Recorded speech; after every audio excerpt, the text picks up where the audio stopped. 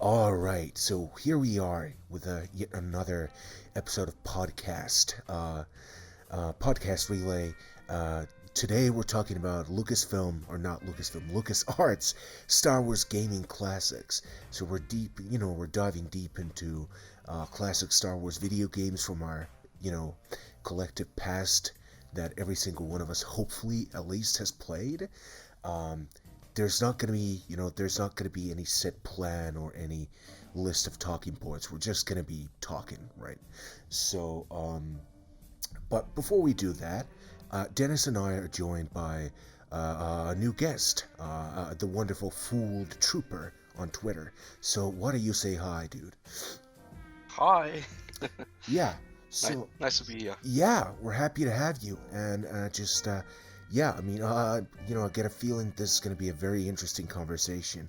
So, because there's a lot to talk about, and so let's get to it. So, I thought we'd go over our sort of our own history, like individual histories with Star Wars gaming, before anything else. So, kind of maybe go over how we got into Star Wars games, like what was the first game that we played, that sort of thing. So, who wants to start? Who wants to go first? Well, could be me. Yeah, you can do that. Go ahead. Okay, super. Well, I guess the earliest memory I have is Rogue Squadron Yeah. on the Nintendo. Yes. Nintendo 64, right? Right, Right. right. All right. The It N64. came. It also came with this power pack Yeah. for Yeah, expansion Yeah. pack. Yeah. Yeah. yeah, Yeah. expansion pack. Right. Yeah. Yes, Yeah. for more sound quality, more graphics. I forget. Was that one of the games that where it required it, or was it just Yeah. It enhanced? required it. Yes. Okay, because I So know episode one Racer Racer was required. yeah, No, yeah, it was enhanced. yeah, it was enhanced, and you could get the rumble, oh, dudes, we're getting ancient, right? This is the days where controller vibration was like an optional thing. It wasn't like a built-in thing. It's like You it put was this giant thing that weighed down your controller into it. Yeah.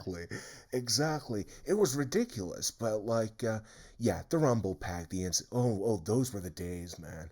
uh they don't they don't make rumbling like they used to, vibration, haptic feedback like they used to.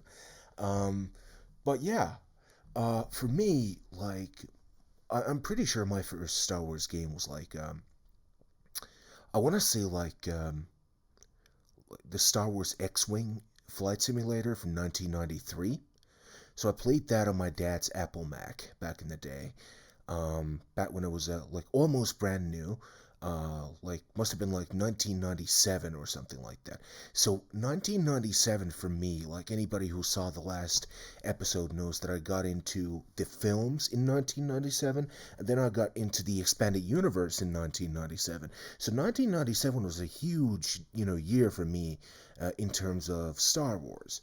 So yeah, the X-wing, and then after that, I do believe I played Dark Forces, the Doom clone, after that game. So yeah, that's my sort of beginnings with the franchise, gaming wise anyway. So Nice. yeah, and you, Uh, Dennis, what about you? well, I'm usually the youngest one in this podcast. Yeah. It's probably usually going to be that way. I was born in '97, Yes.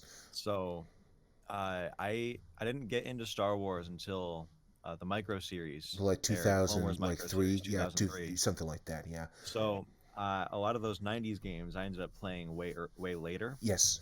when I got my hands on like an N64 and whatnot. So I think my first game was probably it had to be on the third Rogue Squadron on the GameCube, Right. Rebel Strike. Yeah, Rebel And Strike. then I Yes. got the second one after that. I actually still have never played the first Rogue Squadron. No. Uh, No. I know I Listen. can find it cheap for Yeah, N64, but no, it's on Steam for fucking $9, man. gotcha. So yeah, but you're better off just getting some sort of a controller, I think, for your PC. Honestly, I might just see if I can find like an old copy or Right, something right, because right, I've seen them for like right, $3 or $4, right. and then Yeah, I can play with the yeah, N64 yeah. and It's a real bargain. Yeah, and you can get the OG experience, as it were. yeah. Yeah. But I yeah, mean, I had a CRT PC or something to play Yeah, on. yeah, yeah. I mean, but yeah, that's like I think like every single one of us has this. We have this. Uh, we we have a sort of history with the sort of low end or lower sort of earlier Star Wars games. So yeah, for me it was the X-wing. For Trooper it was the what was it again? Trooper. Short memory. I'm sorry about Uh, that. no Rogue problem. Squadron. Rogue Squadron. Rogue Squadron, yes, and for Dennis it was the Third one. Rebel Strike, yes, um, and like yeah, I was a huge fan of those early like I played all of those on the PC or Mac back in those days. But this is the days like in late 90s, early 2000s where Mac or late 90s rather where Macintosh was the gaming computer to go to, actually, not the PC. So this it was a very different kind of era. Um, so, Yeah, and it's like the complete opposite. yeah, exactly. And then sort of Aspire actually, like Aspire goes all the way back to the 1990s. So I Aspire, actually didn't know that. yeah, Okay. yeah, they did those ports over to Macintosh from PC. Even back then, back in those Oh days. wow, Yeah, that's been yeah, their yeah, thing this whole yeah, time. That's yeah, crazy. yeah. They've been around, man. Um, but yeah, Aspire. I remember Aspire did those. And then, but really, like once I got like the PS2 and especially the Xbox, that's when my Star Wars gaming like really exploded out of hand. So, The OG the Xbox. OG Xbox, the So underrated. so underrated, like probably my favorite console to be honest. Like out of all the consoles I've ever owned, like the Xbox was like I had the most extensive library on it. Um, the controller was very satisfying. Felt very. It's kind of a chunky, isn't it though? But Wait, which controller? like the black one, the original No, because there Xbox. was like the Duke one, the original big Oh one. no, I'm talking about the second one, the Oh revised yeah, version of it. I Yeah, love that thing too. They yeah. pretty much haven't changed that design ever since. No, but They've that just kind of rounded out the edges yeah, and yeah, but that it's like it's one of those cases of like if it ain't broke, don't fix it, kind of yeah, deal. So like the design is it's a good controller design, so there's no point in changing any of it. So yeah. like except for these minor adjustments to whatever. Um, but like yeah, the Xbox. That's when I like everything like really it was Knights of the Old Republic. And I think Knights of the Old Republic, I think for most Star Wars gamers, and we are no exception to that, it was the watershed moment for every single one of us, I think. Those games, the first one Yeah. and the second one. So, Trooper, you're being rather quiet. Like, what's on your mind? Oh no, I'm just getting ready. Right. Yes, KOTOR, right. Yeah, first game that was which I was really conscious about the storytelling. I mean, Yeah, like, exactly. Yeah, for me. um, Yeah, go ahead. yeah, Yeah, go ahead. gameplay wise, story wise, character wise. I mean, I played, to be fair, Outcast, Academy, Yeah. all those before. But like KOTOR was like narratively speaking, totally up there with the movies. Yeah, it was like And after that, I was totally soaked. yeah, me too. I mean, it's like Knights of the Old Republic was the first time I remember like consciously thinking like, wow, like this is different, So it's like it was the first time I remember thinking like, wow, it's like video games can be like actual very complex narrative art, much like a good book or much like a good movie or a TV show. So that was Knights of the Old Republic, and it changed, so many different things for me. Yeah, Same here. it was a stunning experience. It's like that game had such an impact on the way I tell stories, on the way I it had a huge impact on my personal conceptualization of the world, sort of my philosophical, my sort of worldview, my approach to things, a lot of different things. Hmm. So yeah, so again, sort of one of those watershed moments that like that can't be replicated. It's like they can't Oh yeah, no. I no, I yeah. wish I could go back and replay those games without having known anything. Yeah, me too. I don't. Same with the Star Wars movies. I don't remember what my reactions were to a lot of these huge moments. Uh It was just so long ago. yeah, for me, I remember my reaction to the Revan revelation. Oh yeah, me too. Oh, but Me like, too. but by the way, like this whole discussion is going to be like mercilessly full of spoilers, and we're not going to avoid any of those. Like, if you don't want to hear those, just turn the fucking thing off right now, because we're Yeah. going into the spoiler territory right now. So the Revan revelation, right? um that I remember sitting there. This is 2003. It's the 9-year-old me. I'm sitting there with the controller in hand. Malik is, spouting exposition, and then he drops the fucking bomb, right? And I remember dropping my actual controller. I was so in shock. Like, a lot of people say, a lot of people tell me that, oh, I saw it coming.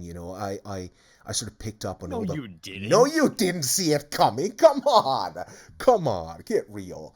But yeah, a lot of people have told me that. They're like, I picked up on the clues, and things like that. No, you didn't. Come on. If anybody did that, they must have been also way older, I know. because Yeah. any child playing this No, no way. definitely did. Yeah, Like, no way.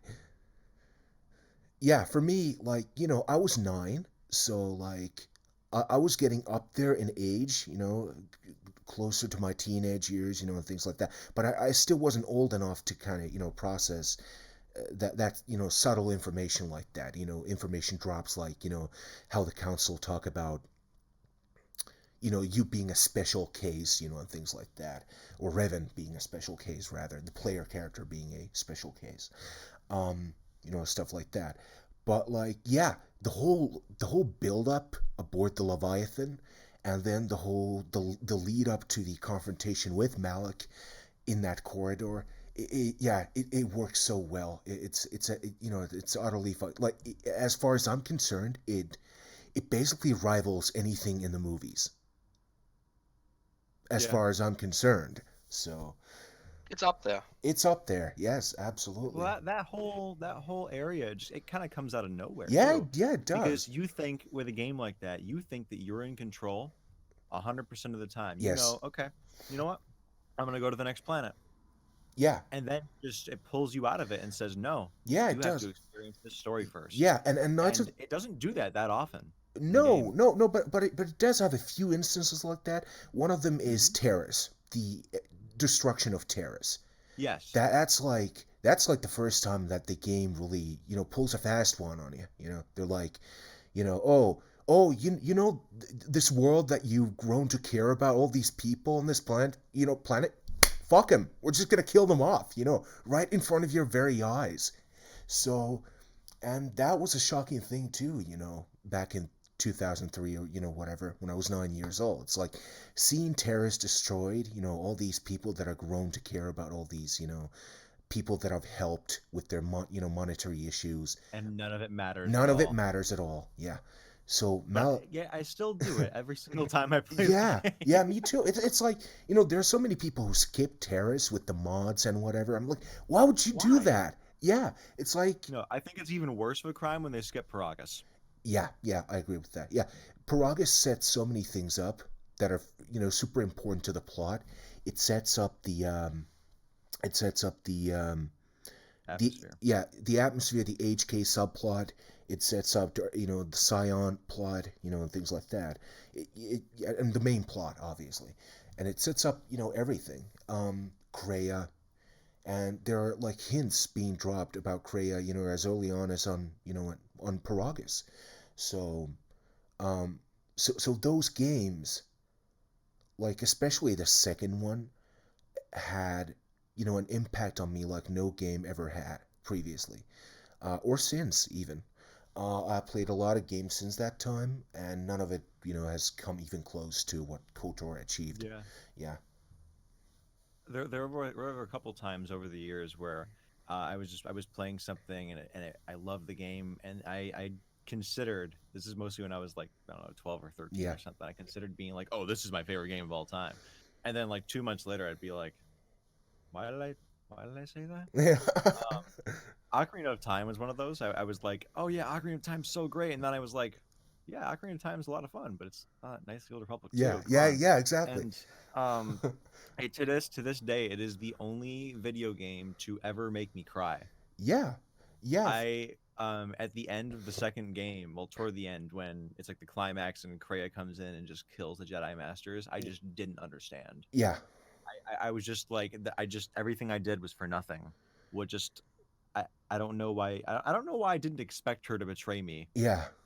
Maybe it's because I think I played these games around the same age that you did because I Yeah. played them like a few years after. Yeah. For those who don't know, Yeah. I played the second one first. I was like when I first like I played KOTOR when it first came out, so this is like 2003, so I'm like 9 years old, right? And then I played the second one that the very next year when it came out in 2004, so I'm 10 years old, right? So Hmm. so I was absolutely not sort of at least for KOTOR 2, I was not mature enough to understand the story properly, yet at that point. It had Yeah. so many philosophical, concepts that I was, weren't too far out for somebody that age. But like the point is, it's like in KOTOR 2, it was the characters and the sort of the atmosphere and the music that sort of kept me hooked. Like even though I didn't really Same. understand what the fuck was going on with the story, like I could understand like the basic bare bones of it, but like as far as the what Kreia was up to, and things like that, why, what the echoes were all about, and things like that. Yeah. Yeah, all of that was over my head. I was too young, but like, but yeah, like as you mentioned, it's like you keep playing these games, and you're like, yeah, they're great, but they're not Knights of the Old Republic though. So like, yeah, Breath of the Wild was one of those too. I think a lot of Zelda games were like that for me, where I'll like play it and yeah. be like, "Yeah, this is a really great game," and then I'll go, "But it's still not No, KOTOR it's 2." still not KOTOR 2 though. But yeah, like Zelda, like out of all the franchises, like Zelda comes, close, very close to achieving like what those KOTOR games did for me.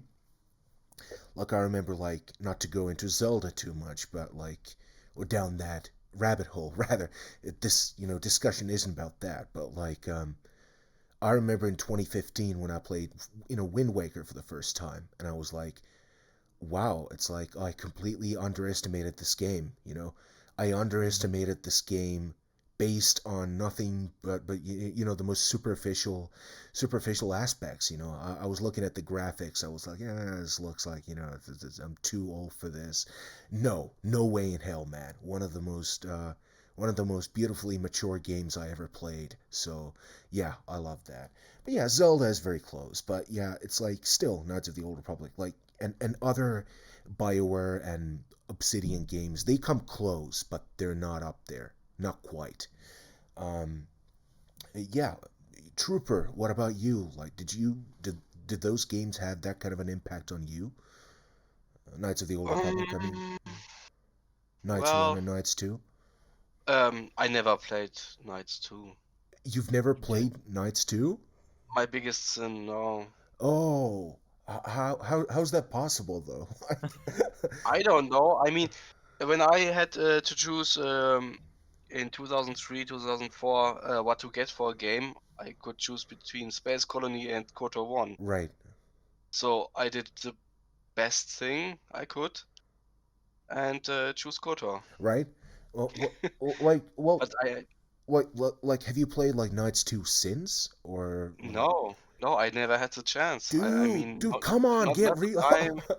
I will say, uh, you're better off now playing it Oh, because there's like absolutely, a yes.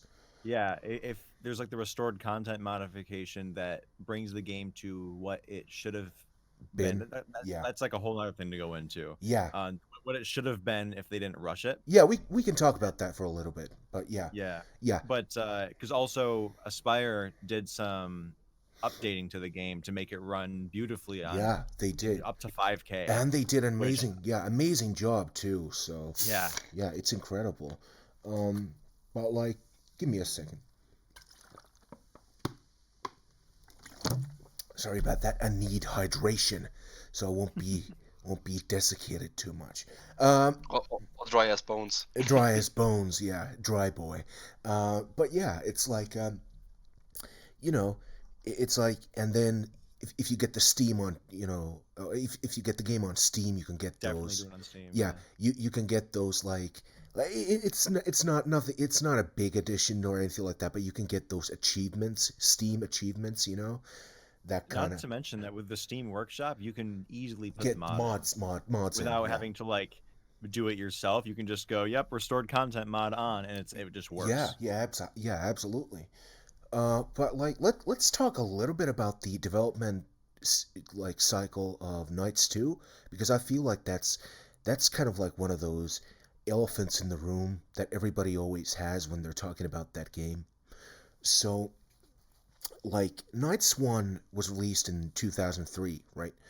Um and then BioWare, instead of doing a sequel to their very successful title, they were like, you know what? We're going to go off and do our original stuff. We want to do original stories. And that's respectable, I can Yeah. understand that. And so what they did is that they handed this franchise, the Knights game, over to Obsidian, right?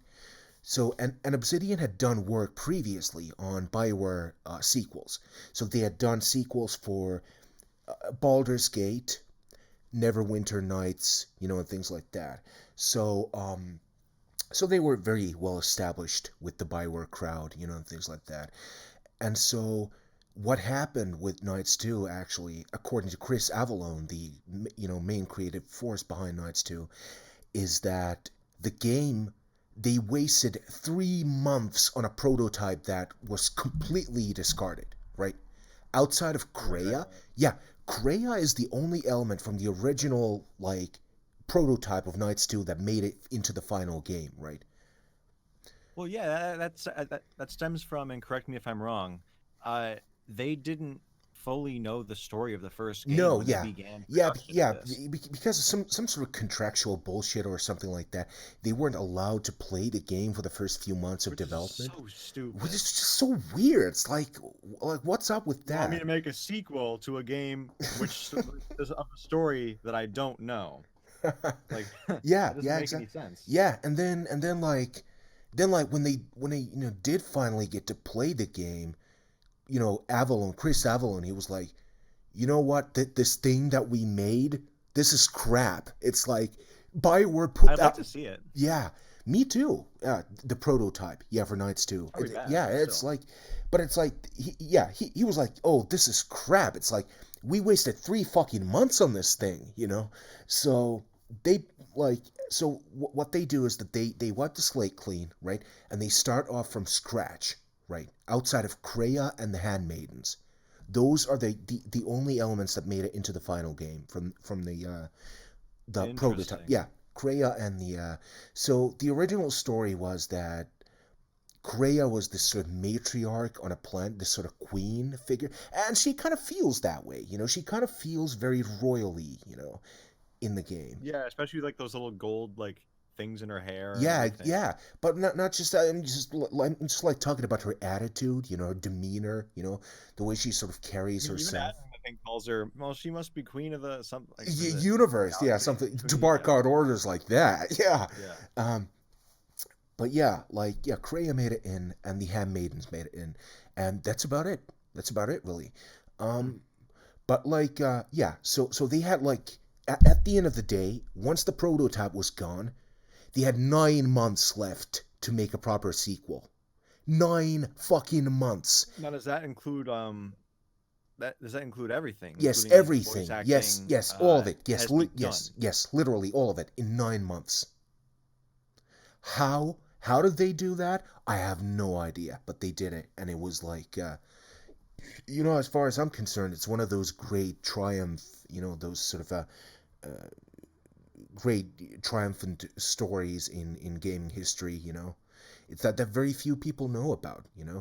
That's very similar to Majora's Mask, actually. Yeah, yeah, it is. Majora's Majora's Mask, Mask, I think, was only made in like 8 months 8 months or something like that. because they were using Ocarina's engine, and I Yeah, think Link's Awakening had the. Oh, Link's Awakening was its own thing, but yeah, and a lot they were to do using a that. lot of assets from Ocarina of Time, and you can see it, a lot of Yeah. the animation assets, things like that. But like in Knights 2, that was the case as well. So they reused a lot of assets, but they updated, a lot of those as well. So Yeah, now you can actually see real faces on some of the yeah, NPCs. yeah, exactly. It's Like like the ones where it'd be like man or woman, and you would just get close to them in the first game and go, "Oh, you have like 2 pixels for a face." yeah, especially on Terrace, right? The NPC characters. Yeah. Have you ever noticed on Malachor how the low poly dark Jedi are actually like Terrace citizens from the first game? No, Yeah, I never they noticed are. that. Yeah, they are. They're like those background extras, low poly I back. don't think I ever got close enough to like see their Yeah, faces. yeah, they are. Yeah, or Interesting. some of them are those assets. Not all of them are. Literally cardboard Yeah, cutouts. yeah, literally, yeah, pretty much, yeah, something like that. Yeah. So, but yeah, that's like Knights 2, the development cycle. You know, the very fact that they managed to like put out a story like that in 9 months, it just speaks to the just ridiculous amount of talent that was behind that game. And so many people are like, "Oh yeah, the restored content mod makes it good." Before I even knew about the mod, I already thought it was an amazing Yeah, game, and me that was too. just me playing the base Xbox Yeah, version. yeah, exactly. It's like, look, I was part of the earliest, like, not a lot of people know this, but I was part of the earliest attempts to kind of restore the content on Nights 2. I did work on that. Team Gizga, we called ourselves, Team Gizga. You And were then, part of Team yeah, Gizga? yeah, I was, yeah. Um, it's sort of, we kind of put it together on Filefront, the website that no longer no longer exists. That used to be sort of home for Star Wars gaming.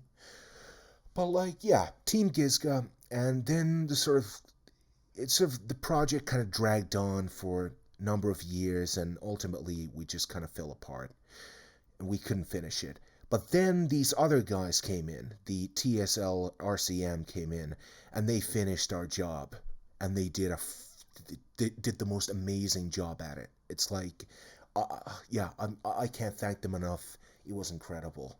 Um, it was so emotional seeing this thing that we worked on, like, finally come out in full. Like, not all of the cut content made it into the final, or the mod, but most of it did. It So was streamlined yeah, streamlined. Yeah, pretty much. because Yeah. you don't need M478. No, Like no, yeah, God, you don't need. I hate no. M478 so I much. mean, like the one contribution M478 has to the game is the soundtrack, the M478 cores, Yes. which I after you sort of mentioned a few years ago that you consider it to be the Exile's theme, I've kind of Yeah. adopted that as my own head canon. So for me, it's the Exile's theme as well. It just fits, it feels right, proper. Yeah, I agree. By the And way, also, yeah, go ahead.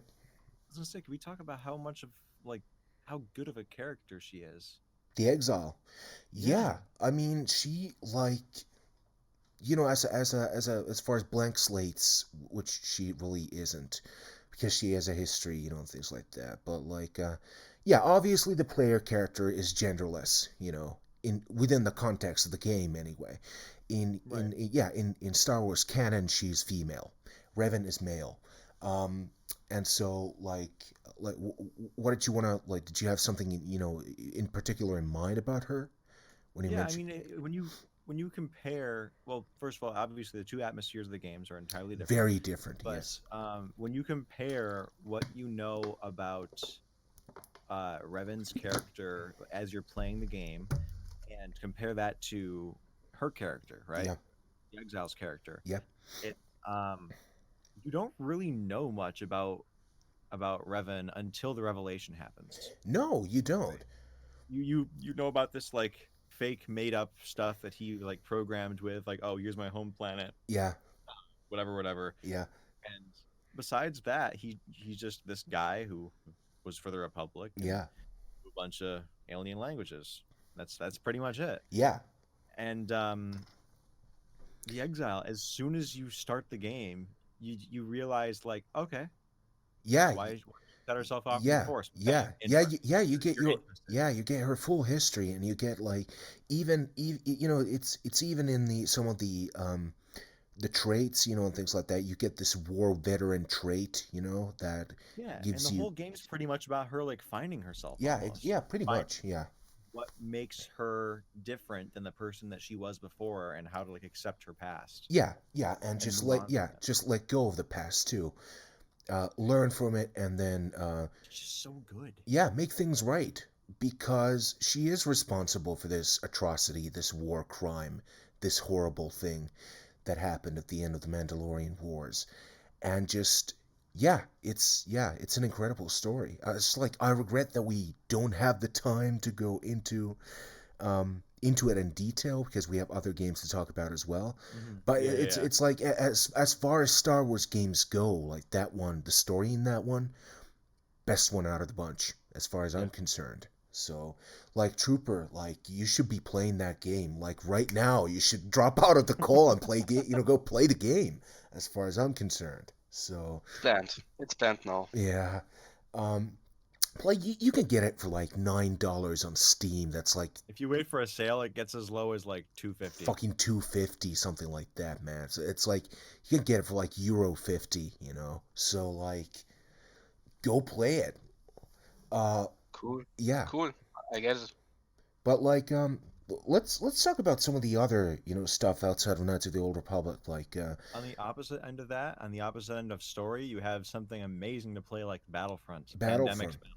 Yeah, that one doesn't have much of a story at all. Like it has a campaign. The Yeah, campaign is very compelling, but it's not a major component of the game, you know. especially in the first one. No, not at The all. first one literally is just like, hey, you can do these things on these maps. There's not like the second one has more of like an actual like story to Yeah, it. yeah, it does. But Which I love. I love the story of the retired 501st Legion clone trooper or stormtrooper, Nightfall, as yeah, as the case may be.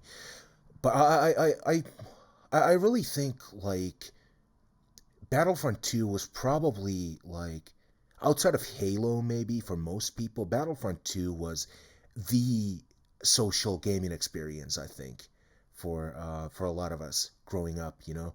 I never played any of the Halo games as a kid, so I don't have that experience. But Battlefront 2 was like the go-to, you know, party game, you know, and things like that for me. So whenever I had like friends coming over, you know, for a slumber party or whatever, you know, birthday, it was always Battlefront 2 from it was like the 2005 on. GoldenEye 007 Yeah, shooter. yeah, exactly. Yeah, GoldenEye, except Star Wars, you know. Um, it's like yeah, let's talk about that. It's like again, you know, it feels like you know, a lot of people say that you know, Battlefront 2 feels like it's sort of more like an expansion to the first game as opposed to a full game unto itself. Um, I'm not really sure about that. I think it feels, you know, it feels like a pretty full game. You know, and it's you know, Yeah, yeah, it's different enough from the first game where it feels like its own thing. You know, it improves upon almost everything. yeah, yeah, it does. Yeah, Any of like when I went back, I played toward the beginning of the pandemic and everything, right? yeah. Uh, I played through a bunch of games because I had time, and I No played. pandemic, no pun intended. Oh my god. No, I'm sorry. no. I played through Battlefront 2. I played through the campaign, and I played through Galactic Conquest on all different factions. Yeah, And then I went back and played the first Battlefront, yeah. and I went, why can't I sprint? I just move so slow. I'm moving so slow. Why is the droideka so overpowered? Like, I if know. the droideka shows up, you're done. Oh Like, man, you're like done. they really nerfed the droideka in the second game, so that was good. But it's like yeah, it does feel like a, you know, a more balanced product. You know, at the end of the day, Yeah. Battlefront 2. Wish we could have got some more of the maps from the first one and Yeah. just transported them into the second. Uh, I'm glad to say that on because I had the Xbox version back in the day. I have an Xbox One now. That's one of the games that they updated. So if you have your original disc, same goes for KOTOR, and you put it in, you get the DLC. oh, that's awesome. So you get Asajj Ventress, Kid Fisto, Fisto. Best in Cloud City, Yeah. You get best. all that stuff. Yeah, Yeah, nice. I think it was really sort of missed opportunity to kind of cut Bespin platforms and Renvar out of the second game. I think they should have had those in I miss those. yeah. Oh no, Renvar I have on Xbox now. Yeah, but it's not in the OG game, the That's true. 2005 game. So I think it was a big missed opportunity because Renvar and Bespin platforms, those were the two popular maps, that everybody liked. Um, yeah, I always like the Dune Sea as well. the Dune Sea, yeah, me too. I love the It was fun. Sarlacc. I Little like love microcosm Yeah, almost. yeah, kind of, almost like that. Yeah, it's like you get the Sarlacc pit area where everybody sort of congregates, and it's a huge fire, fire all over the place, mad fight, and things like that. Oh, can we just talk about the fact that there were certain maps in Battlefront that had those like kill zones Yeah.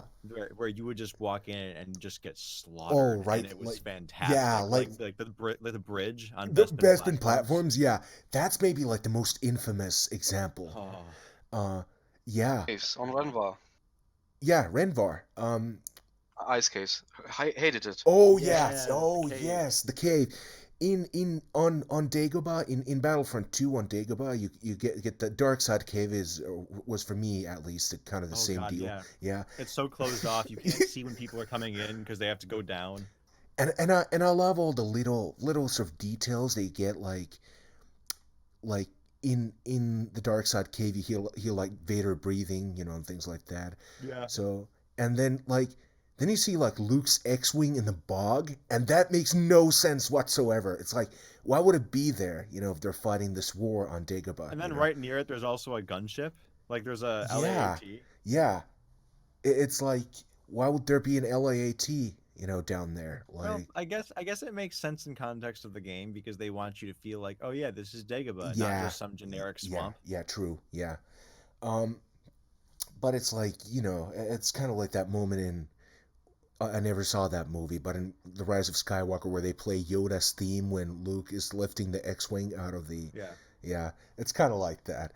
But like, yeah, like Battlefront 2, it still has a huge player base to this very day. It has a very strong modding community, as it used to back in the day. Um, Great mods. It's like that game has experienced a whole new life cycle in the I've seen the recent Old years. Republic mods before. That Yeah, was it's that was cool. incredible. It's unbelievable. Like they just straight up transported the entire Endar Spire into it, Yeah, they did. Yeah. And which I would assume probably isn't that hard nah, to take a map from one game and put it into no, another. You no, probably just no, need to like no. adjust some things. Yeah, adjust. Especially if it's a very much older game, you have to deal with the polygon limitations and things like that. But like yeah, like Battlefront 2, the campaign, Tamora Morrison, his acting is really what makes that campaign what it is. It's like you play that campaign to get those cutscenes. That's it. You don't play for anything else. Mm. There's one other thing that I play it for. Go ahead. What is it? Uh, that mission on Mustafar, the space battle, Oh, right. because it's so. I wish that you could customize more things in instant action. I think that's one of my criticisms of the game because it's so cool that you can go like Empire versus I Separatists. know. Yeah. And it really does feel like something that ought to have been like explored more in the expanded universe. I think that would have been very interesting to kind of almost like see kind of like the how Imperial Remnant fights the New Republic Hmm. in post Return of the Jedi era. It Yeah, would be very interesting to see kind of like the Separatists fighting the Empire, fighting to they main. did that in Rebels at one point. Which Like, episode? I don't remember which. I think it was in season three. It had to have been in season three. Yeah, They did they found like an old abandoned like droid base or something like that, yeah. and so Oh yeah, right, yeah, I saw that. It was the sort of the kind of asteroid thing, wasn't it? Right? I don't remember. Yeah. Okay. Well, yeah, I think I saw that one. I'm not really sure, but yeah, it's like Battlefront 2, And then, like, this is around the time when LucasArts is at its peak, right? Mid 2000s. They're riding high with all these successes they got. Battlefront, KOTOR, Public KOTOR, Commando. KOTOR They 2. Oh, did Starfighter, Yeah. And then, oh, Bounty Hunter. yeah, what is a trooper? Go ahead. Republic Commando. Yeah. Yeah, we'll talk about that in a I minute. am. Yeah, we'll talk about that in a minute. But, like, yeah, they're riding this high, this string of success stories, right? You got all these games that are coming out. Then you got Empire at War comes out. First, well, not the first, but first kind of very successful RTS in the Star Wars universe. Battlegrounds wasn't bad. No, but it's like I think Empire at War is really what Yeah, was. yeah. It was an Empire at Age of Empire clone. So, Yeah, it but was. it's a massive success in this Yeah, time. yeah. A trooper, I believe he's the RTS guy in this conversation. I do Yeah. believe so. Um, so What does RTS mean? RTS means real time strategy. So Got you. yeah, Okay. so strategy games, right? So kind of like Civilization or Age of Empires or something like that.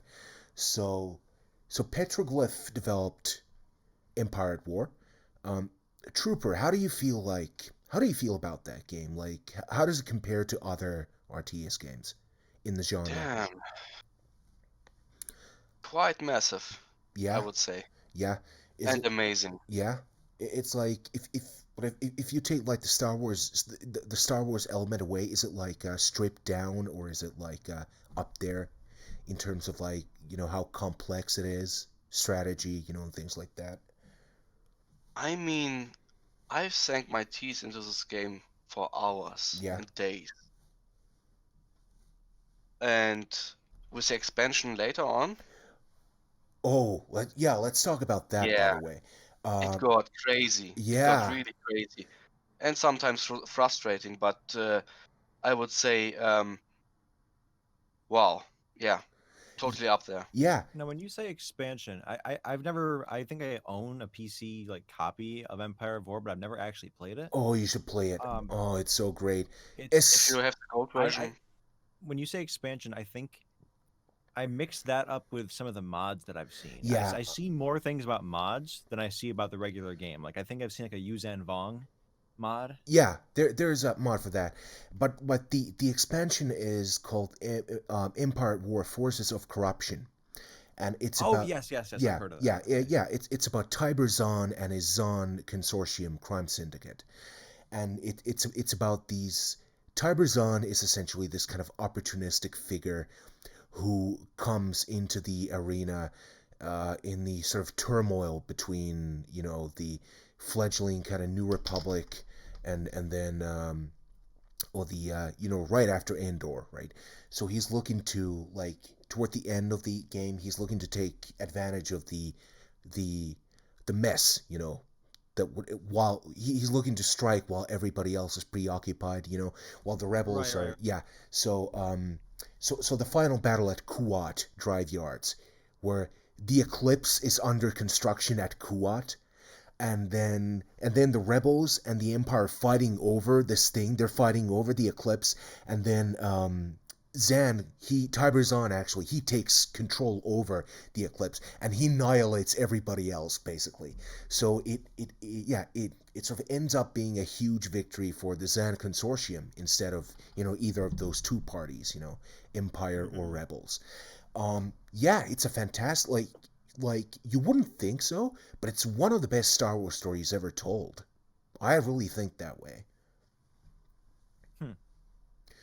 And Yeah, like, I hadn't really heard of yeah, I think Forces maybe of. I mean, I've heard of it, but I didn't really like know anything about it. yeah, It yeah. was always something. Well, I didn't play PC games growing up. Oh, right, yeah. I had Y- KOTOR 2 in the PC, but our PC was not able to play it. yeah, So so you were the not too. console guy. Yeah, I was too, to be fair. Yeah, like I started getting into PC gaming around 2007.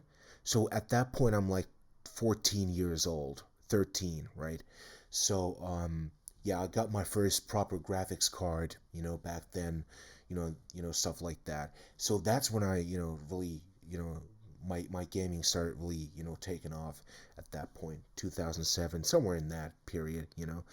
But Mhm. like, yeah, the whole story with Tiberzon is fucking amazing. It's like, and it even connects to Knights of the Old Republic. Actually, Really? yeah, it does.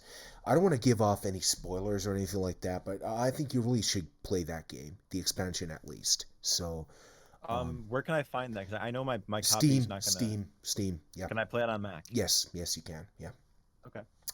Yeah. uh, Takes the gold version. It has the expansion. yeah. Um, but like, get the gold version. Yeah, get the expansion pack, the whole. Like, I can give you the link after this conversation is Yeah, over. I'm sure I can Yeah, discover it yeah, all right, somewhere. yeah. But like, yeah. So this is like the Lucasarts is riding high at the this time, early to mid 2000s. This is the golden age of Star Wars gaming, right? Yeah.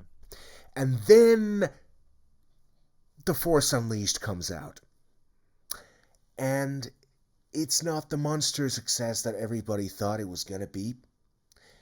And this is this is around the same time that LucasArts starts experiencing sort of internal issues. There's a whole book about this topic. It's called Rogue Leaders, I believe, that goes into detail about what went down at LucasArts, why so many gaming projects were canceled, why Knights of the Right. Old Yeah. Republic KOTOR 3, yeah, 3. KOTOR 3, 3 was canceled, why Jedi Knight 4 was canceled, things like that. Force Unleashed 3 would eventually be Yeah, canceled too. yeah, would be, yeah. Which is, it's a damn shame because I think even though I don't like The Force Unleashed 2 very much, I do think the ending is quite solid. I like how they leave off, with the Vader plot, things like Yeah, that. they at least could have written a book or something to wrap that Yeah, up. yeah, they could have. It just ended off Should on a have. cliffhanger where we know that obviously He's Vader gonna escape. Yeah, because yeah. that's not too long before A New Hope. No, it's yeah, maybe a few months at the very most. So, but like, yeah, it's like yeah, it could have been interesting conceivably, and I think there was a lot of potential still left in the Legends continuity to explore in video games, like Well, I mean, one of the big moments that I think really started to show the end of where LucasArts was going was because I mean Lucasfilm had a different priority. yeah, Force Unleashed came out around the same time, like well, in the same year as the Clone Wars. yeah, yes, it did, yeah, So they started going, okay, we're gonna go hardcore into the Clone Wars, and they kind of neglected other yeah, things. they did, and it was a very, I think it was a huge mistake, not only business wise but creatively as well. Um, because after 2008, we start getting stuff like the Clone Wars on the Wii. We start getting things That like was fun for like a month or two. yeah, but like we start getting things like Star Wars Connect. Connect, yeah, with Ooh, Han Solo dancing stuff. oh Oh god. God, no. I'm Han Solo. I'm Han Solo. But yeah, it's like But we did get Old Republic still. we did, but like even then, like I would have preferred just like a straight up Knights of the Old Republic 3 though. Yeah, So I do think that it's. I'm glad that we got it. yeah, I didn't play it that much. Um, I was one of the first day like early subscriber people, so I got my black and yellow lightsaber crystal yeah, and all that kind of stuff. I have the title of founder, yeah, me but even too. though I haven't played really in Yeah, how many years now. yeah. For me, like SWOTOR was like I was gaga over that. Back in the day, I was like, this is gonna be so awesome. It's gonna be incredible. Turns out it wasn't, but I thought it was gonna be at the time.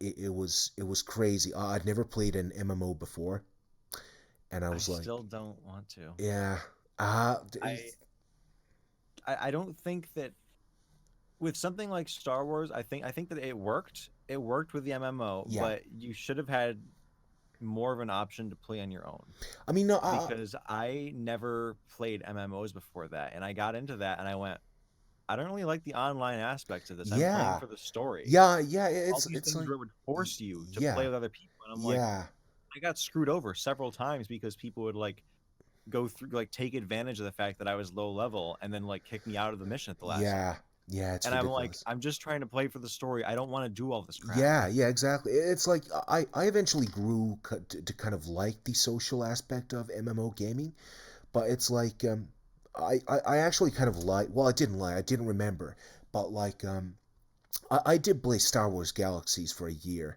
but like I was never super heavily into it because again it was an MMO, and the story in MMOs tends to be very lacking.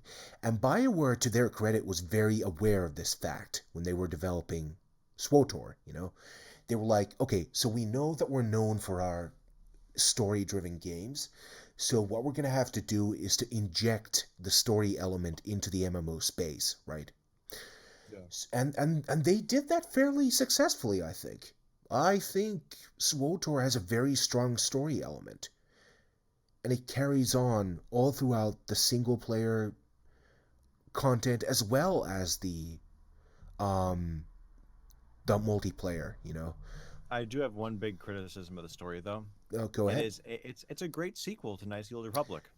It is not a great sequel to Knights of the Old Republic About 2. two, yes. They just kind of pretend for the most part that it Yes. didn't happen. Yes, thank you. They God, reference Jesus. all these events from the first game because it was BioWare. Yeah, And once in a while, you'll see something like pop up from the second game, and you'll be like, yeah, "Oh, that makes sense." But a yeah. lot of the time, they just pretend that it didn't happen. Yeah, and I think that that's sort of it's probably because Knights 2 never corresponded to their vision of what the sequel Well, should they have should have been. made it then. I don't know Yeah, like yeah, if they, you know, yeah, I don't know, like maybe you should have made the damn thing.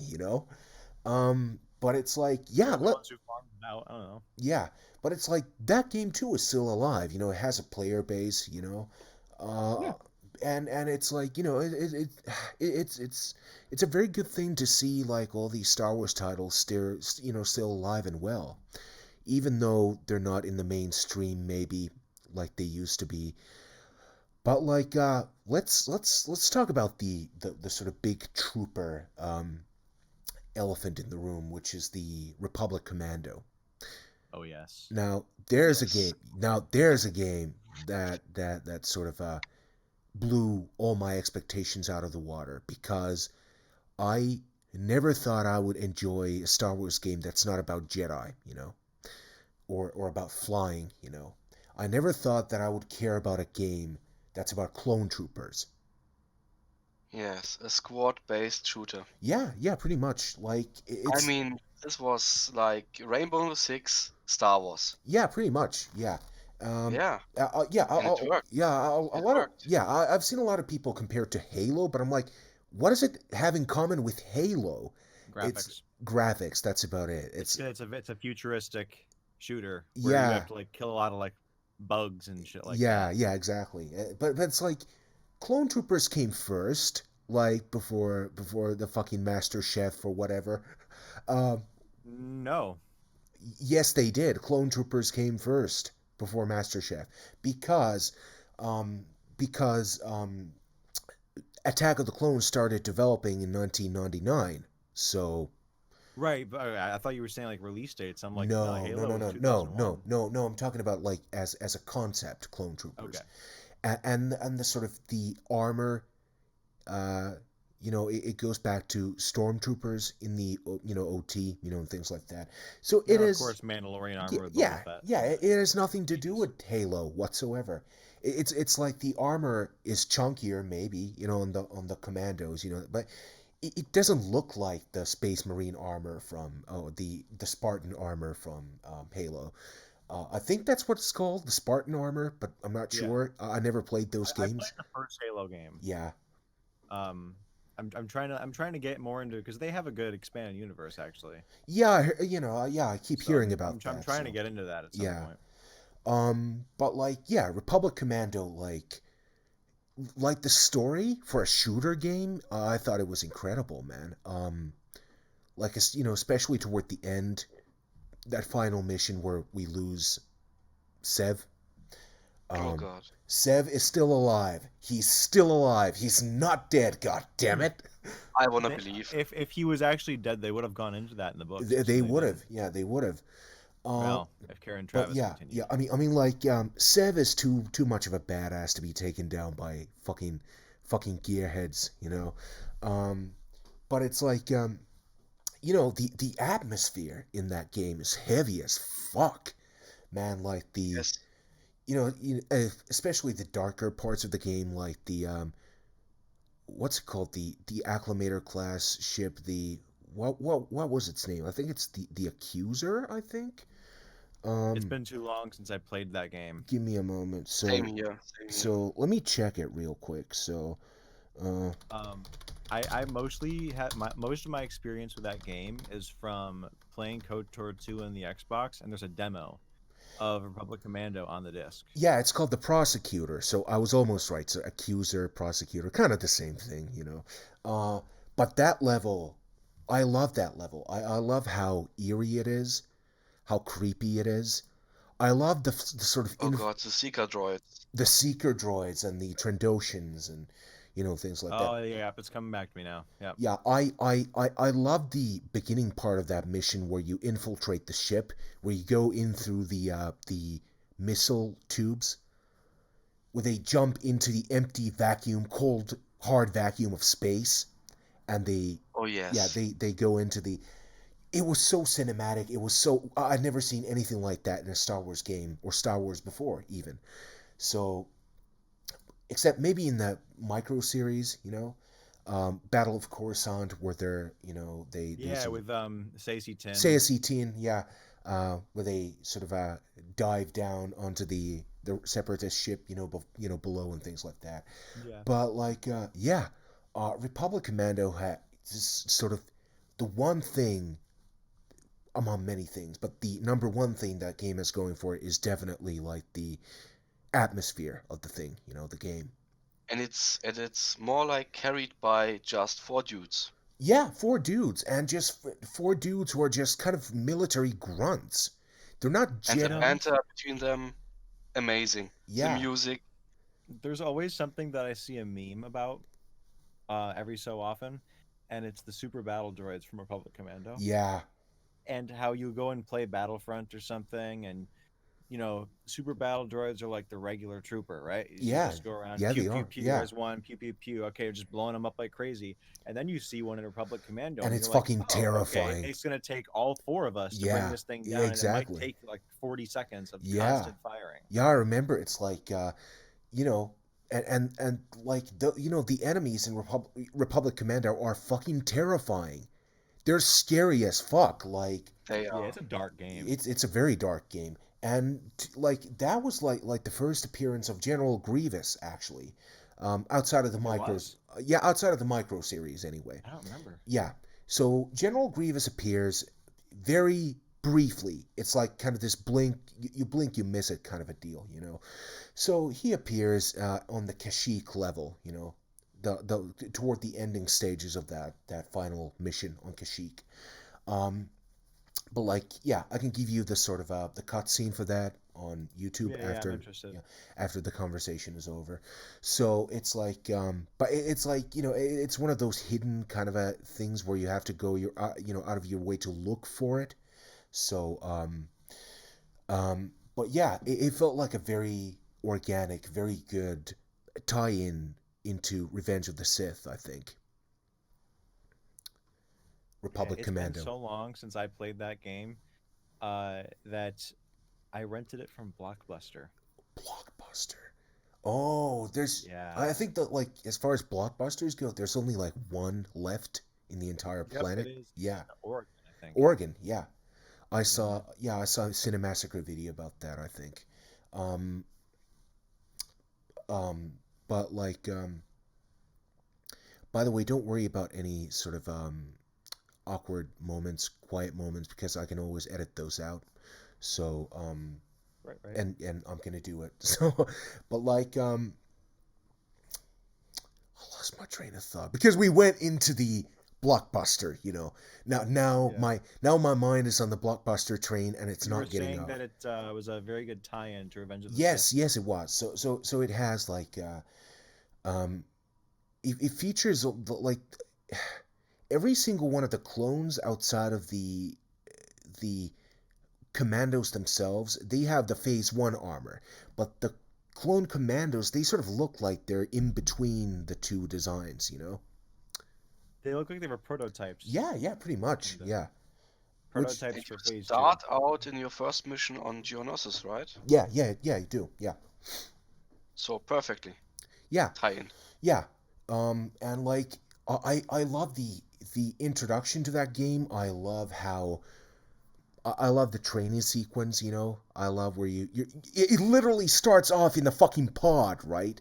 So it starts off with the incubation pod of the clone troopers, you know, when they're babies, and then you go through this introduction sequence where they train, you know, and then like finally the world opens up at the end of that where they're loading the troops on the transports, the acclimators on Camino, and it's like, yes, this is gonna be fucking awesome, you know, that moment where they're like, oh, we'll see you planet side, sir, you know, stuff like that. um and the, you know, the characters are memorable obviously as well. Like what was really trippy for me was like hearing Karth Onasi in this game. It, it was, Wait, you he know, was yeah, he's Scorch. Yeah. what? Yeah, Scorch is Karth. Yeah, the same voice actor. Yeah. Wait, why weren't they all just Tamara I don't Morrison? know. Maybe to give them a little bit more personality, you know? Huh. But it's like, yeah, Scorch is Karth, and Karth is Scorch. And maybe there's a meme in there, you know, somewhere. I don't know. Maybe somebody can meme that. Maybe somebody who's a bit more creative than I am in terms of memes, anyway. But, like, yeah, Scorch is Karth, and Karth is Scorch. So try saying that I'm three trying times fast. I'm trying to find something right now. Because I remember seeing recently that Jesse Harlan tweeted something, I think, about revisiting Vodan.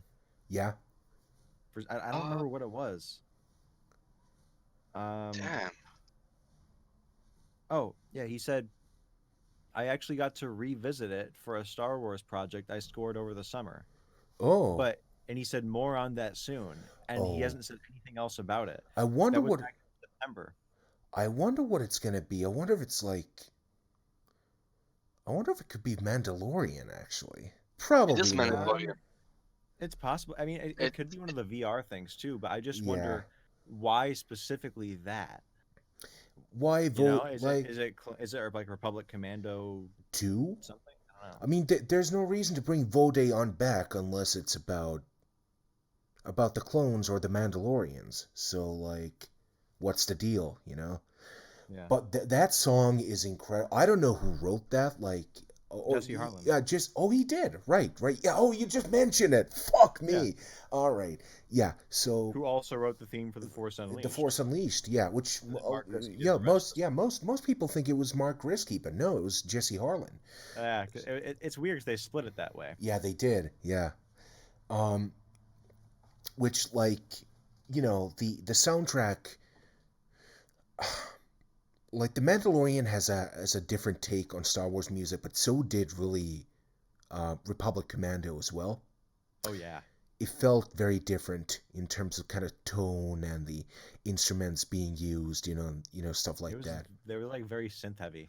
Yeah, they were. It And kind of honestly, it kind of felt like the Halo soundtrack in some respects. yeah, I yeah, can make a comparison yeah. I there. mean, you know, it's probably you know, an influence, you know, in there. Yeah, But like it's like you know, again, yeah, it's very electronic-y, you know, but it doesn't feel out of place. Even though it should by all intents and purposes. But you know, it's a Star Wars game, you know. but then again, when you watch that trailer, like the trailer for Republic Commando is intense, It is fucking intense. Yeah. and and I totally think that different too. the score of the game matches it very well. Yeah, it is different and it matches the, you know, score, the game rather. And then of course, like the weirdest thing that should have never ever worked was the rock song, which is Clones by Ash, this Irish band, that was featured for, you know, for the game in the end credits, and they have like this whole music video on the disc as well, and it's like it should have been the corniest fucking thing ever, right? rock music in a Star Wars game, you know. But it works. It actually works, and it's a good song too, you know. It's been so long, I don't remember. Um, it's like, well, I just linked, you know, the whole thing to you. Like, I linked this guy's drum cover to that song, and I don't think you just made the connection. Maybe, maybe not. But like, yeah, Ash, this Irish band, they wrote a song around 2000, like 2003, about being different, and they called it Clones. And it just so happened that they got the gig to, provide music for the game, Republic Commando. And it just so happened that they had this, you know, song called Clones. And it was, What yeah, are the odds of that? yeah. What are the odds? I mean, the Force was with us in. Imagine getting a gig to do something for Star Wars, and you just go, "All right, here, take this whole song." Yeah, we have this. Yeah, we have this song called Clones, and your game's about clones. So, um, and like, yeah, the lyrics fit like really well as well. About, you know, they fit this whole idea of like, these grunts that are just kind of grown, essentially like synthetic grunts that are grown to be slaughtered on the fucking battlefield, because that's what the clones exist to do. They exist to fight. And that's kind of a, Yeah, yeah, that's a very interesting kind of moral dilemma for the Republic, because they claim to be they the do good that a lot guys. in Republic Commando, like the book series. Yeah, yeah, they They go do. into that Yeah, quite a bit. yeah, they do. Yeah, and but yeah, it is a very interesting question. It's like, you know, it's kind of blurs the lines, you know, a little bit. It's like, who really is the good guy? Who is the bad guy? It's like, you know, the Separatists used a clone army. They don't use live people. They don't use like real people as soldiers. You know, they use, clankers. They use gearheads, robots. But at You the know. same time, it was Palpatine controlling everything Yeah, anyway. So yeah, exactly. I think they actually mentioned that in that Rebels episode I was talking about too, with like the droids and everything. That I think Ezra says something like, why are you guys fighting each other when you both really lost the war Exactly. to the Yeah, Empire? yeah, The Empire was the only winner, and they weren't even fighting in the war. yeah, exactly. And really, not even the Empire. It's like Palpatine was the only winner of that whole Yeah, thing. Yeah. The Empire was just his kind of pet project, really. I mean, the Empire is for, it's Palpatine's. It's Palpatine's. it exists to serve him Yeah, and give further him his power. power. Yes, absolutely. Yes.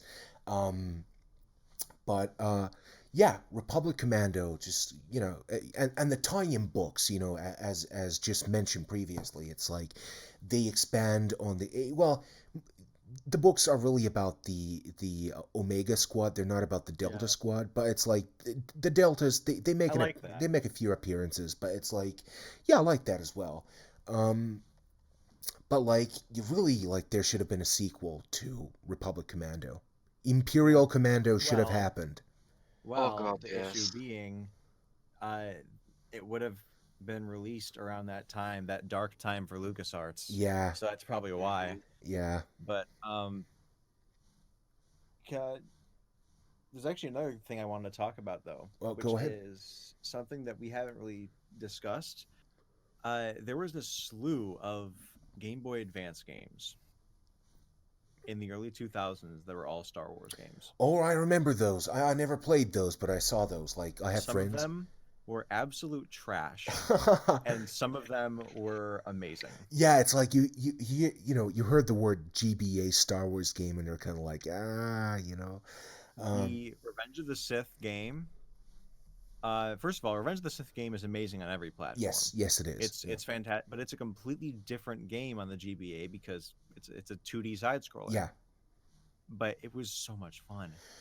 Oh man, I never played that game. Because because I never had the GBA. I had the first That Game was my Boy. first console. Yeah, I had the first Game Boy, and then I had the Game Boy, not Color?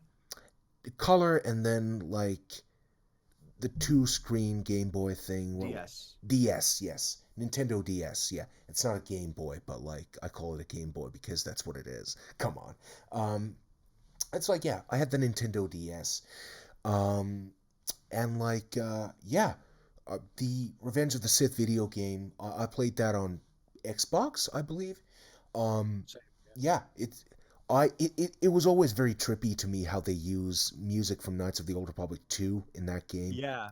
I Yeah, never noticed it my first time through because I was like what 2005 or something. yeah, That was another one that I rented from Blockbuster back then, and I someone told me they're like, "Oh yeah, you ever listen hear like the KOTOR 2 music?" I'm like, "What are you yeah, talking about?" So I went and listened to some of the cutscenes, and I'm yeah, like, "That's weird." yeah, It's exactly. so weird after studying Knights of the Old Republic music for so long, and I'm like hearing it when there's like Commander Cody's betraying Yeah. Obi-Wan. I'm like, "What is this?" Yes, it really sticks out like a sore thumb. It's like sometimes like you shouldn't use music just because it sounds good, or just to fill like Hmm. and I'm sure you feel very strongly about this as a composer because leitmotifs are important. It's important that they are presented in their proper context.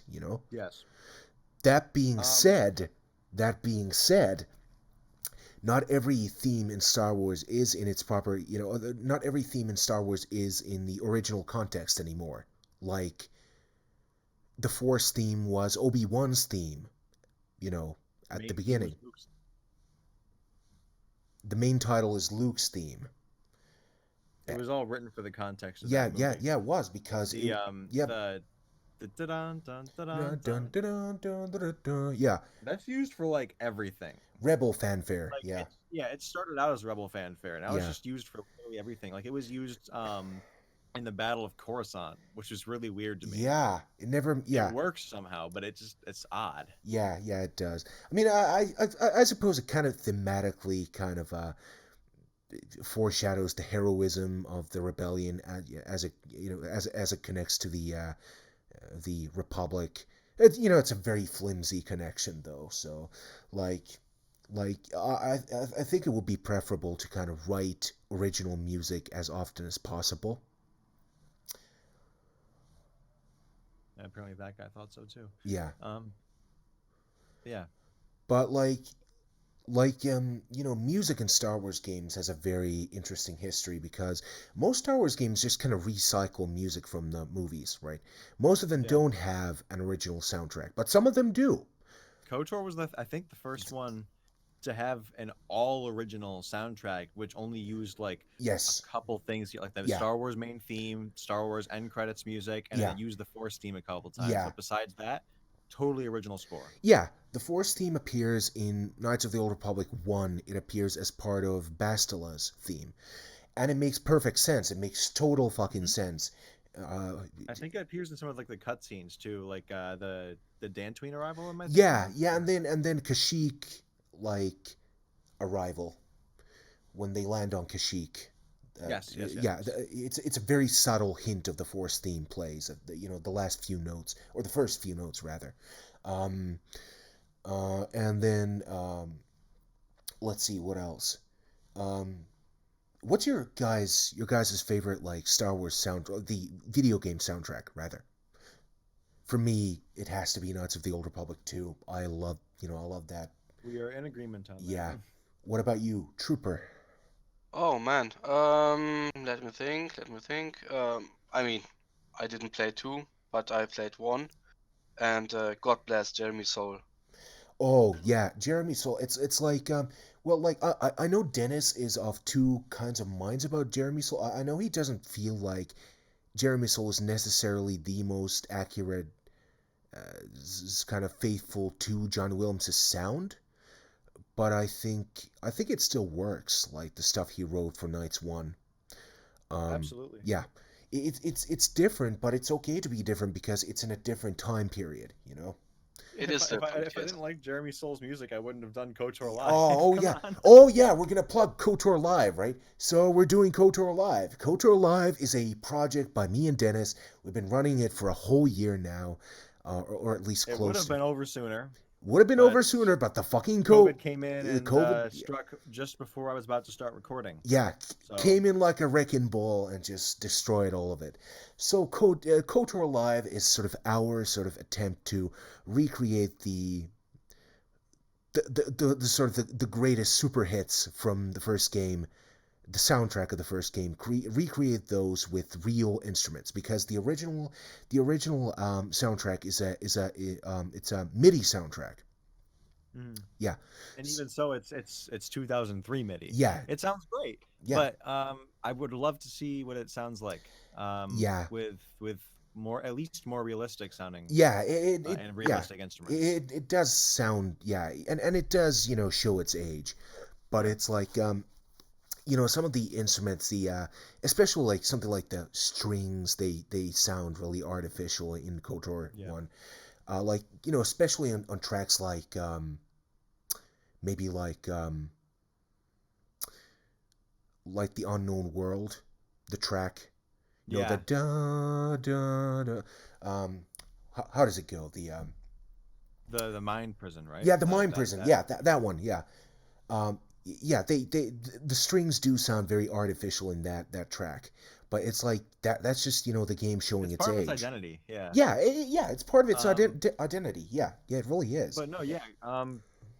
For anyone listening, if you want to find out more about KOTOR Live, um, I put all the MIDI tracks up on my YouTube. If you look up Dennis S. Mowers or go to any of my social media, DS Mowers Music, you can find more about it, Yes. and you can listen to the 13 tracks that are um, like the MIDI versions are Yeah. available, like Yeah. my own arrangements of them Yeah. essentially. So what But we're yeah, doing, yeah. So what we're doing is we're recreating the greatest, what we consider to be the greatest, 13 hits, of the original soundtrack.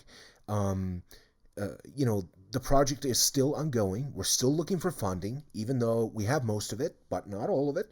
So we're gonna put all the information down in the doobly doo below, right? The description, the video description of this video, right? So so you can go there, you can contribute if you want. If you can't afford to, the very next best thing is to share the campaign, right? yeah, exactly. Yeah. But like, yeah, KOTOR Love is gonna be amazing, and that's it's not just me talking. Dennis is an amazing composer. He does incredible job. Like I never get like whenever I have a chance to plug his music, I always do because I think he's an incredible talent. He's one of those incredible up and coming talents in the music industry. Just that is just gonna blow everybody else out of the water. Um, I'm sure he's grinning, just cringing in embarrassment right now. But like, yeah, I can't help it. Like, I really love this guy's music. So like, and he's written a lot of music for me. And I'm just like, thank you. Like, I'm very happy to know you. I'm very happy to be able to, hear your music, hear advanced iterations, and things like that. Sort of Mhm. early versions of your stuff, and you're working on a lot of different things right now, right? You're working at least on one video game soundtrack, I believe. Um, Yeah, yeah, yeah, and then you're doing the um, the kind of stock music packs right now. yeah. And I'm working on a couple other. I'm working on a commission for somebody, and I just actually signed on to another film project. Oh, So so that's you're keeping busy, man, right? I don't have enough time in the day. No, no, nobody does these days. But like, yeah, I mean, like, I'm gonna come back very soon next year. I'm gonna commission some music off you.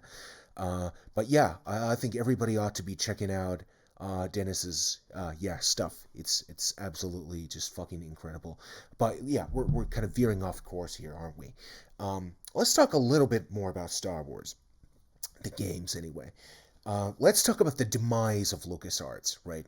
So now we're past the 2005, 2006 high point. We're past The Force Unleashed, and we're past The Old Republic, and we're getting into the 2012 Disney acquisition. And this is really where everything goes to shit, right? Yeah, they had so many great ideas. LucasArts did, and they just didn't know how to follow through on them. No. Um, And in the end, they ended up what Disney did is that they ended up just kind of disbanding LucasArts as a studio, and they cut so many jobs, they let so many people go, and they only kept the skeleton crew, right? For there we go with the fucking skeletons again. I just can't seem to stay away from those lately. But it's like, they kept the skeleton crew, and now LucasArts is a publisher. it used to be so much more than that, and I think it's a very sad. It's kind of a LucasArts went out with a whimper instead of a bang. Yeah, it. I would say that it at the time I was really sad about LucasArts disbanding, but I didn't really see a way for them to come back from what they were doing. No, not They really. just kind of seemed to be beating a dead horse, Yeah, and yeah. They had, Star Wars games, especially in the Disney era, hit a super low point they around the did. time like the Yeah, first Battlefront. There were like mobile games and yeah, stuff. It's coming back now, yeah. It's with Fallen Order and Squadrons, and yeah, yeah, they're making a little bit of, but that's not LucasArts. That's like everybody yeah, I else. know. So like, and I really think like I don't know if you guys agree with me on this, but I think like the number one mistake that Disney made was giving EA all exclusive access to Star Wars game development. Yeah, and thank God, Lucas, like not Lucas, EA's been listening more lately.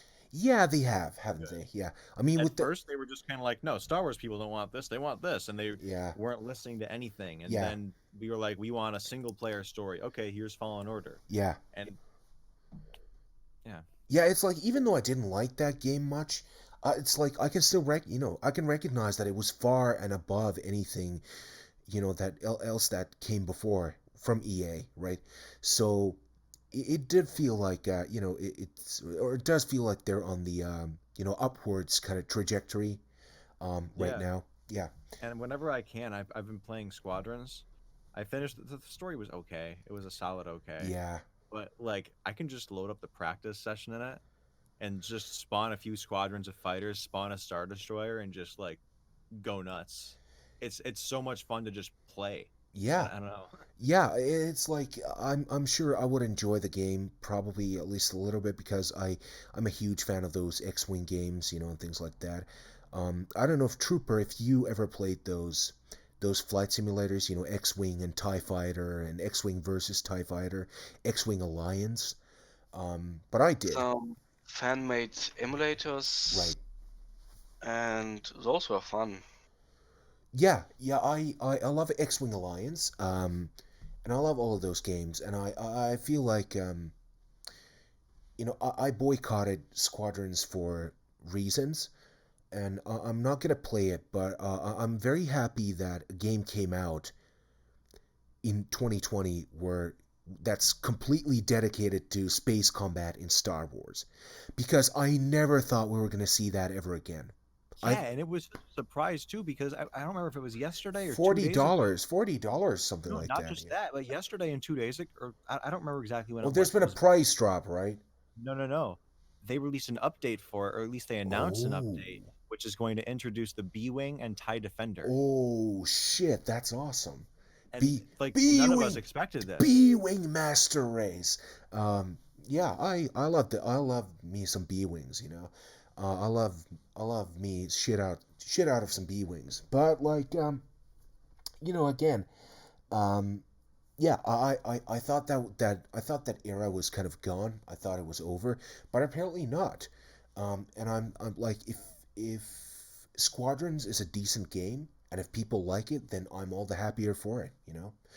Um, If I you ever get the chance to play it on like someone else's console or do something with it, then I think you'll have fun for the time that you are playing. yeah, yeah, probably yeah. I mean, like it does seem like it does seem like it's kind of a spiritual successor to the X-wing games in terms of how complicated the controls are. You got so many Yeah. buttons. That like literally in the X-wing games and the Tie Fighter game, right? You use every single button on the fucking keyboard. It's that complicated, right? I don't know if the Squadrons game is that complex, but That I don't know because I play it on Xbox, but right, yeah, it does use every well they get smart with the controller layout yeah, sometimes because you can like hold down the left trigger and it'll open like a little sub menu that you use with your left analog stick that'll be uh, like call for support or right, like do right, all right, this right, different yeah, stuff. yes, Like kind of strategic kind of yeah, squad commands, yeah, kind of like Republic Commando, actually, funnily enough. yeah. Um, but like yeah, just if people are happy, then I'm happy. I never Yeah. want to deprive anybody else. Like even though I'm angry at Disney, things like that. I would never want to shit on anybody else's experience. I would never want to deprive anybody else of something Star Wars related. That they love so much, Hmm. because I know what Star Wars is to me, and I know what it means to me, and I know what my relationship with that franchise has been over the, gosh, half, like, quarter a century now almost that I've been a fan. I can't believe that. Holy shit. But like, I'm getting old. I'm getting old, my dudes. I'm getting up there in age. I do believe Trooper is the oldest one of us. I think he's like 20, like, what are you, like 28? Hello? What are you, like 28, right? I think you're 28. You're 28, right? At 29? 29, yes. All right. Okay. Okay. So, yeah, so you're the oldest. I'm 26 and Dennis is I'm 20. old baby. Yeah, You're 23. 23, yes. But yeah, we're all getting up there in age. Um, we're not so young anymore. We're young people still, but not so young. Um, and we're like, when you get to this like age, well, I'm waxing philosophical for a little bit, so bear with me. Like when you get to this age, you're kind of like, you kind of start realizing a little bit that with every decade, the odds of you being here are going to be less and less. Hmm. And they're just kind of like, I don't know where I'm going with this. Just let's get back to the business at hand, which I don't think is going to be very much longer, because I think we're actually well past the allotted time that I had planned for this discussion. Um, but that's okay. These things happen with organic conversation, and things like that. But let's just start you know kind of winding this thing down by just kind of maybe kind of going over like what we'd like to see with future Star Wars games, if anything at all. Cool idea. Yeah. So who wants to go first? I Dennis? yeah, I usually go last. So All Dennis, right. I'll go first in yeah, this case then. you get to be the lucky number one. So Well, I'll start with what I know that they're going to be doing, and that's they're going to be doing a sequel to Fallen Order right, sometime soon. So I'm happy that they're going to be continuing with their single player story oriented games. I've been hearing rumors for a very long time. I don't know how true they are, or if I would even want this, that they would be like doing a remastered KOTOR. Um, it depends on if it's a remaster or a remake. Like if they just basically remaster it remaster and make it look pretty and in keep the HD. Yeah, story and yeah, gameplay the way it should be, then I'm all for it and I will throw all of my money at that. me too. But if they're trying to like change it, Yeah, um, so it fits canon, I don't want that. yeah, I would prefer them make their own thing at that point. yeah, But that aside, I would like to see more single player. I more single player focused adventure games like Fallen Order, but I guess I would also just like to see more variety yeah, because yeah, they basically just stuck to like we're making Battlefield but for Star Wars for a yeah, little bit with Battlefront, yeah, and I'd like to see different games for different kinds of people. yeah, Just have single player stuff, have some more casual stuff, have some more like super hardcore like have stuff in different eras. Get out of yeah. the original trilogy. Yeah, I mean, yeah, they have been stuck there for a little bit, haven't they? Yeah, they Yeah, started to strafe outside of it with Fallen Order. A lot of it having to do with events that happened during like the prequel era. yeah, Um, and I like that Squadrons actually in its story went a little bit after Return of the Jedi, so it has to do with like mopping up the rest of right, the Imperials, right. and that's kind of cool. But Yeah, it's still kind of focused in the original trilogy era. yeah, I'd like to see some more either like prequel stuff yeah. or Kind of I like don't know. High Republic or whatever. Yeah, Um, well, I don't really know what High Republic is about quite yet. yeah, Still, me I'm neither. I'd like to find out. I'm curious. I don't think you are really, but I'm curious. Yeah, I don't care that And much. if it turns out that they have a compelling villain and stuff, I'd like to see a game in that. That'd be pretty Yeah, cool. I mean, like my huge like, and I don't mean to go down any rabbit holes because again we're winding this discussion down, but my huge problem with Star Wars products lately is really the wokeness. And I would hate to see any sort of remake of Knights of the Old Republic that's different substantially in terms of politicking, and introducing wokeness I where don't really think that they where could. it doesn't belong. Um, well, it's like if they made a movie out of KOTOR, then they would inject as much wokeness as they could, but yeah, I don't think that's gonna happen anytime soon, at least. So, but like again, it's like, if they make a quality product and it's not terribly woke, I can deal with some wokeness. I'm fine with that. I don't care. It's like Knights of the Old Republic, in and of itself was quite woke in a few. Well, it doesn't, it wasn't known as wokeness at the time, but it really was kind of like Johanny is a bisexual or she's a lesbian, and things like that. Yeah, it depends on it depends on how you view like the game Yeah, development your stuff point of because I view. think Yeah. she was supposed to be like les only lesbian attracted, yeah, yeah, lesbian, yeah. but they screwed up with the code and she ends Yeah, up being attracted to yeah, both. both. Yeah. So what I do actually with her, I consider Johanny canonically to be a lesbian. So I consider her to have been in this romantic entanglement with Belaya, and people like that. Yeah, that makes sense. But then again, Dak Vesser is also a thing in the game. So it's like Dak Vesser, the guy on Korriban, Yeah. whom Johanny has a history with.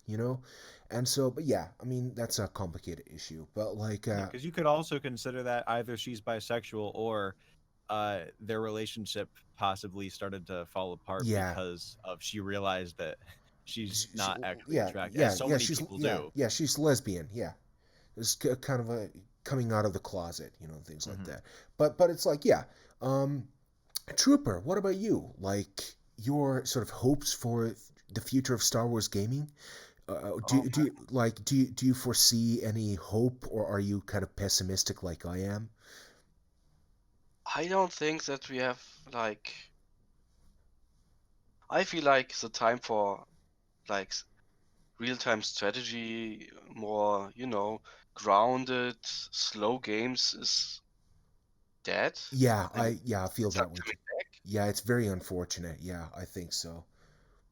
I mean, Outcast, how do you feel about it? I mean, it was like very, very Yeah, it chill. was. Yeah, yeah. The Jedi Outcasts. I mean, and the whole. I do feel like that's kind of not just video games, but that's movies as well. I do feel like movies nowadays, they don't have any time to breathe.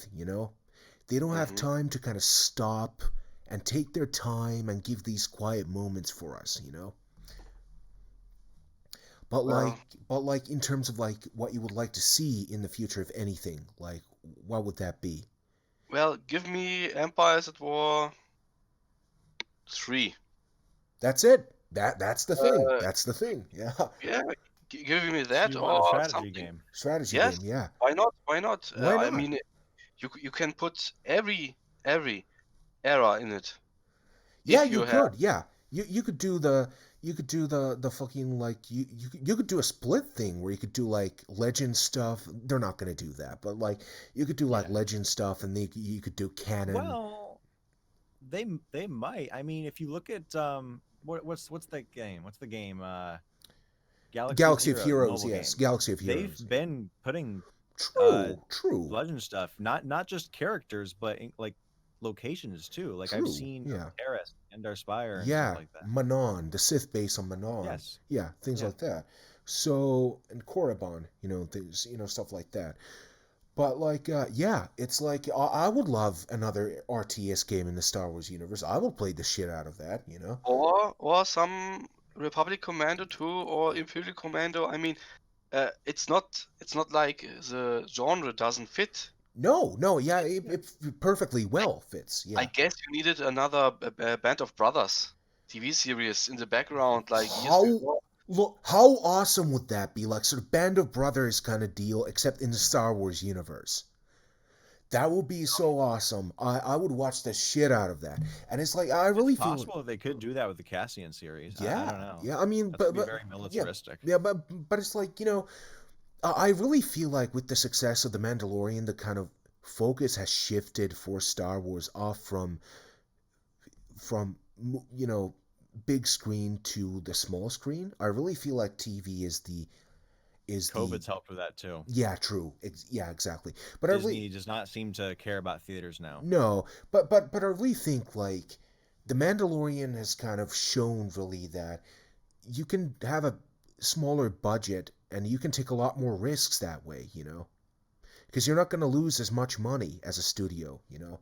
So you can afford to take more risks. And I really think, like, you know, you mentioned the other day with discussion with Matt last time that they've been taking risks in all the right places, like the aliens, or the avoiding risk, rather, in the right places, right? So, but Yeah, like, avoiding risk in some places, taking risk yeah, in others in others, yeah. in a But smart way. yeah, but I really feel like the Mandalorian, like if they can keep that quality up, like the future of Star Wars on television at least is very bright indeed. So I would be very happy to see something like Band of Brothers in a Star Wars The setting. possibilities are And endless. they're literally endless with this fucking universe. It's like you can do anything you want with the Star Wars universe, you know? If they wanted to make some, not again, they probably wouldn't, but if they wanted to make something in Legends, they could. They could do it. They have the rights to do it. They They could just be like, hey, we're gonna make a series about the Yuzan Vong. Like they're not gonna do that, but they could. Like I would love that show. Of course I would. But like it's like I think the Vong were supposed to appear in one of the episodes in the Clone Wars, yep, I believe, yep. but they got caught, and I don't know if they got caught because of George Lucas or some other reason.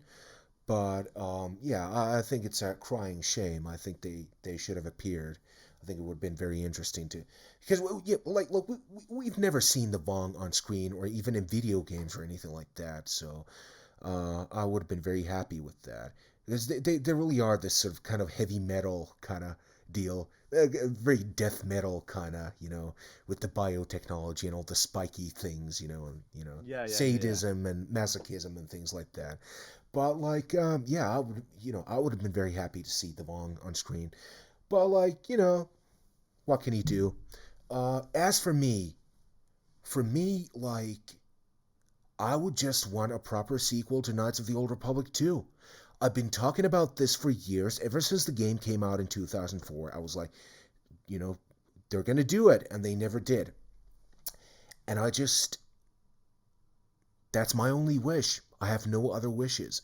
I want the KOTOR trilogy, you know, the way it was meant to be finished. I I don't think want it's gonna happen. no, no, at this point anymore. Yeah, I don't like Mm. even though the 20th anniversary of KOTOR is going to be in 3 years. Can you believe that? It's like Yeah. it's going to be like 20 years since the release of Knights of the Old I Republic. keep being surprised by all these anniversaries. Like we loaded up Disney Plus today to watch the newest episode of The Mandalorian. I saw something saying the Toy Story collection, the 25th anniversary, 20 and I went, 25th 20 Toy 25th. Story. Yeah, Yeah. it's crazy. Came out in 1995. Um yeah, it's very worrisome, like how fast I'm aging, right? So I'm gonna be It 20. happens. I think the older you get, the faster time goes. Yeah, I've noticed yeah. too. I don't know what the reason is behind that, the sort of biological explanation for that, the scientific, anyway. But like, yeah, it seems like every year, like the years go by faster and faster, and I don't like it. I hate it. So but like, give me Knights, you know, 3. Give me the second sequel to Knights 1. That's all I want. I want a conclusion. I want a conclusion to the companions in the first and second game. I want to see more of them. I want a proper send off for Revan and the Exile. Or even, like, maybe it's for the best not to, feature those characters at all in the third game. I don't know. Um, Revan and the Exile. But, like, just give me the fucking game. I'll pay whatever you want for it. I don't care. I don't care what it is. I don't care what it is.